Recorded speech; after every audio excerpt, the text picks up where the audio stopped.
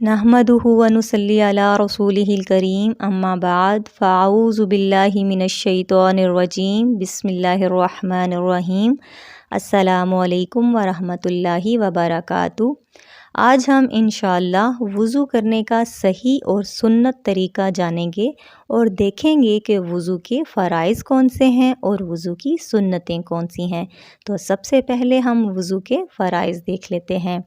वुज़ू के फ़राइज़ 4 हैं जो अल्लाह ताला ने कुरान पाक में बयान फरमाए हैं।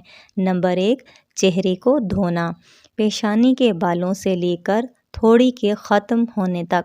थोड़ी कहते हैं चिन को, तो पेशानी के बालों से लेकर थोड़ी के ख़त्म होने तक और एक कान की लो से दूसरे कान की लो तक अपने चेहरे को अच्छी तरह धोना। नंबर 2, हाथों को कोहनियों तक धोना। नंबर 3, सर का मसा करना। नंबर 4, पाँव को टखनों तक धोना। ये थे वुज़ू के 4 फ़राइज़। अब हम देख लेते हैं वुज़ू की सुन्नतें।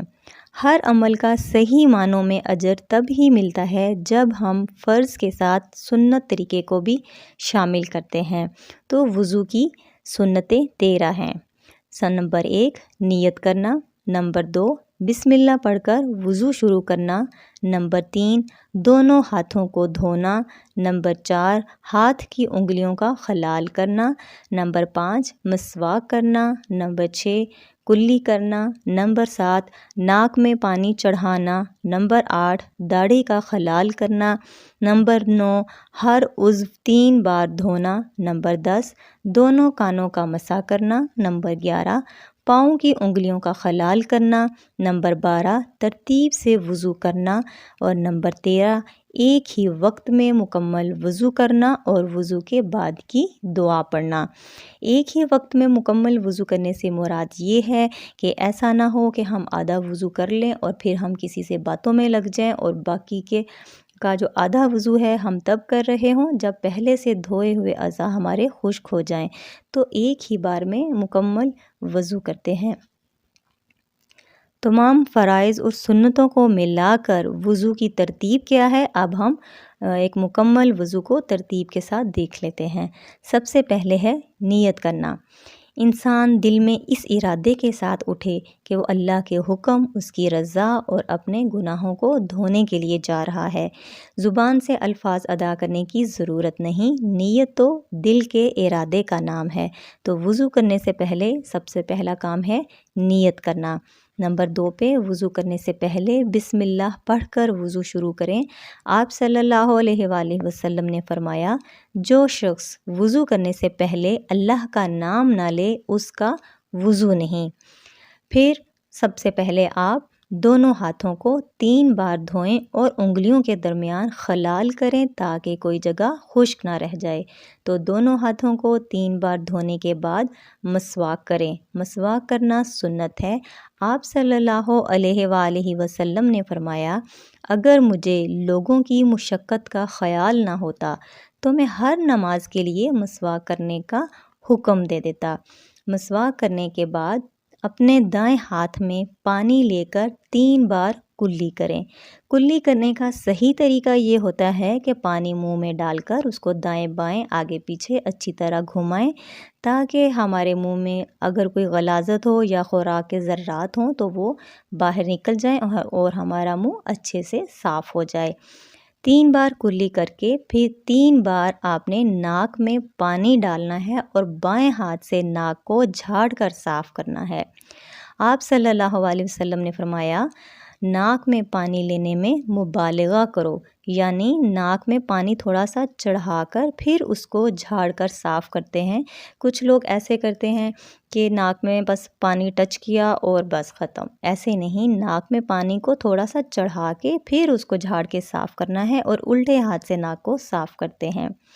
फिर 3 बार पेशानी से लेकर ठोड़ी तक और कान की एक लो से दूसरे कान की लो तक मुंह को अच्छी तरह धोएं।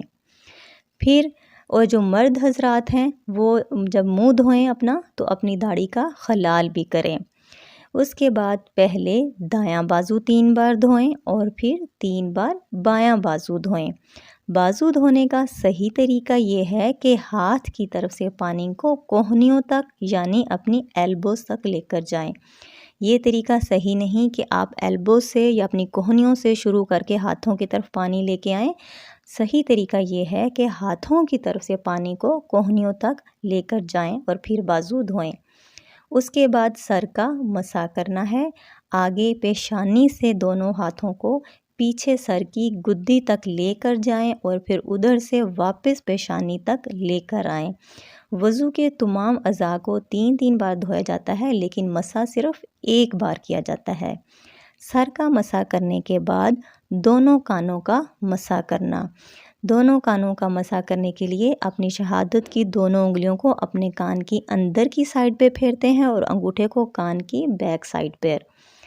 کانوں کا مسح کرنے کے بعد پھر آپ نے 3 بار دایاں پاؤں دھونا ہے اور پھر 3 بار بایاں پاؤں دھونا ہے اور پاؤں کی انگلیوں کا بھی خلال کرنا ہے تاکہ کہیں سے کوئی جگہ خشک نہ رہ جائے۔ پاؤں دھونے میں ایک احتیاط یہ ضروری ہے کہ جب بھی پاؤں دھوئیں تو ایڑیوں کا خاص خیال رکھیں کہ آپ کی ایڑیاں اور پاؤں کے نیچے سے اور بیک سائڈ اس کی خشک نہ رہ جائے، کیونکہ جن لوگوں کی ایڑیاں خشک رہ جاتی ہیں ان کے لیے بہت بڑے عذاب کی وعید آئی ہے۔ صحیح بخاری میں حدیث ہے کہ آپ صلی اللہ علیہ وآلہ وسلم نے فرمایا، وضو کا فرض ایک بار دھونا ہے۔ آپ صلی اللہ علیہ وسلم نے کچھ مرتبہ 1 بار اور کچھ مرتبہ 2 بار دھویا، یعنی 1 مرتبہ بھی دھویا اعضاء کو اور 2 بار بھی دھویا جب پانی کم تھا۔ لیکن جب پانی کی صحیح مقدار ہو تو 3 بار تمام اعضاء کو دھونا افضل ہے، اس سے زیادہ تجاوز کرنا جائز نہیں۔ آپ صلی اللہ علیہ وسلم نے زیادہ سے زیادہ 3 بار تک دھویا ہے۔ اگر کوئی شخص اس سے زیادہ بار دھوئے گا تو وہ آپ صلی اللہ علیہ وسلم سے آگے بڑھنا ہوگا۔ اچھی طرح سے اپنا وضو مکمل کرنے کے بعد ہمیں وضو کی دعا پڑھنی چاہیے۔ صحیح مسلم کی حدیث ہے کہ حضرت عمر بن خطاب رضی اللہ تعالیٰ عنہ سے روایت ہے کہ آپ صلی اللہ علیہ وسلم نے فرمایا، تم میں سے جو شخص وضو کرے اور پورا وضو کرے اور پھر وہ یہ الفاظ کہے، اشہد ان لا الہ الا اللہ وحدہ لا شریک لہ واشہد ان محمدا عبدہ ورسولہ، تو اس کے لیے جنت کے 8 دروازے کھول دیے جاتے ہیں۔ وہ جس دروازے میں سے اس کا جی چاہے وہ جنت میں داخل ہو جائے۔ داخل تو وہ ایک دروازے سے ہی ہوگا، مگر ایسے جنتیوں کے اکرام اور تعظیم کے لیے 8 دروازے کھول دیے جائیں گے اور اس کو کہا جائے گا کہ وہ جہاں سے چاہے جنت میں داخل ہو جائے۔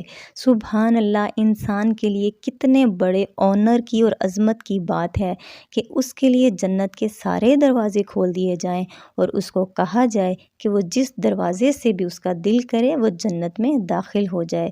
سبحان اللہ، کتنی بڑی فضیلت ہے ایک اچھے اور مکمل وضو کی اور اس کی دعا کی۔ اللہ پاک سے دعا ہے کہ ہمیں بھی ان خوش نصیب انسانوں میں شامل فرمائے۔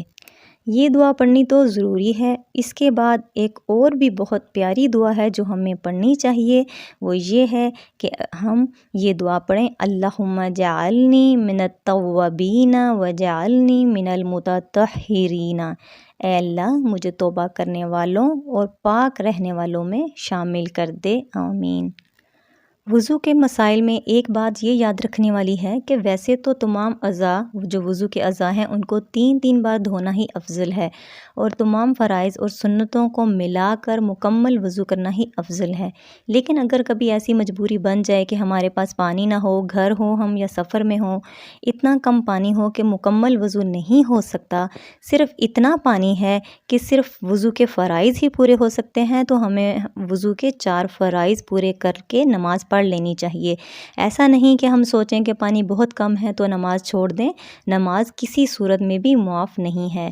تو اگر ہمارے پاس پانی بہت کم ہے اور اتنا کم ہے کہ صرف وضو کے فرائض پورے ہو سکیں تو ہمیں 1 بار اپنا چہرہ پوری طرح دھو لینا چاہیے، 1 بار ہاتھ کوہنیوں تک دھو لیں، سر کا مسح کر لیں اور 1 بار دونوں پاؤں دھو لیں گے تو انشاءاللہ ہمارا وضو ہو جائے گا۔ وضو میں ایک بات کا خاص دھیان رکھنا ہے کہ جب آپ اپنے پاؤں دھوئیں تو پاؤں کی ایڑیوں کو اچھی طرح دھوئیں، کہیں وہ خشک نہ رہ جائیں۔ جن لوگوں کی ایڑیاں خشک رہ جاتی ہیں ان کے لیے بہت بڑے عذاب کی وعید آئی ہے۔ اس کے علاوہ باقی بھی جو وضو والے اعضاء ہیں وہ اگر ذرا سی بھی کہیں سے جگہ خشک رہ جائے گی تو وضو نہیں ہوتا، اس لیے پورے دھیان اور تسلی سے خوب اچھی طرح وضو کیا کریں، پھر ہی ہم اس اجر کو پا سکیں گے جو احادیث میں ہمیں بتایا گیا ہے۔ اللہ سے دعا ہے کہ ہمیں اپنے احکامات کو سمجھنے اور ان پر عمل کرنے والا بنا دے، آمین ثم آمین۔ جزاک اللہ خیرا کثیرا۔ السلام علیکم ورحمۃ اللہ وبرکاتہ۔